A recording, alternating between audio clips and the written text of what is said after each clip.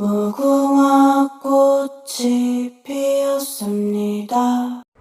Hello दोस्तों, मैं आज आपके सामने लेकर आ रहा हूँ एक गरीब लड़के की दिल को छूने वाली कहानी। तो चलो शुरुआत करते हैं। एक भयानक अंधेरी रात में मंदिर की सीढ़ी पर मंदिर में लगी लाइट की रोशनी में एक साधारण 15 साल का लड़का पढ़ाई करते दिखा।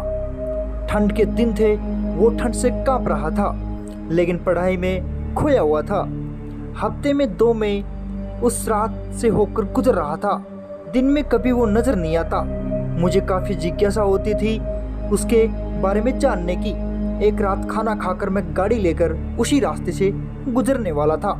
सोचा जाते जाते कुछ पार्सल लेकर जाऊंगा उसके लिए।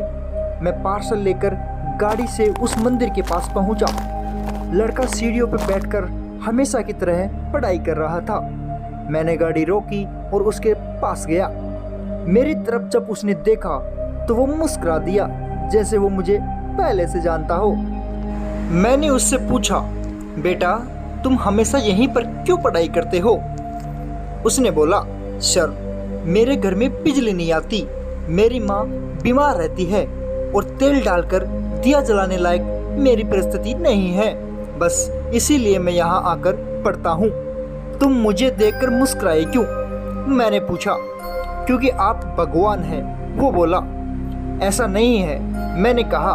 नहीं, आप भगवान ही हैं, वो बोला। चलो वो सब जाने दो, मुझे बताओ क्या तुमने खाना खा लिया? क्योंकि मैं तुम्हारे लिए खाने का पार्सल आया हूँ।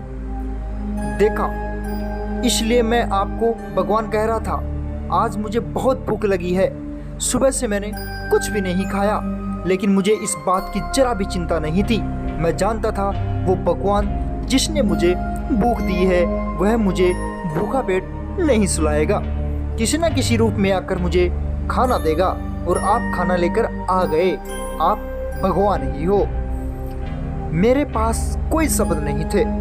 अनजाने में ही मेरे हाथों पुण्य का काम हो रहा था।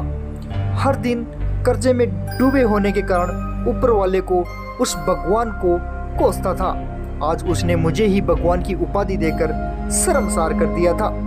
आधा खाना खाकर उसने आधा बचा लिया और मुझसे बोला कि सर आप 5 मिनट यहीं ठहरिए, मैं यह खाना मेरी माँ को देकर आता हूँ।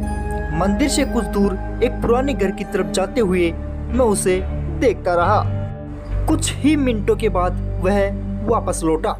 उसके हाथों में मुट्ठी भर फूल थे।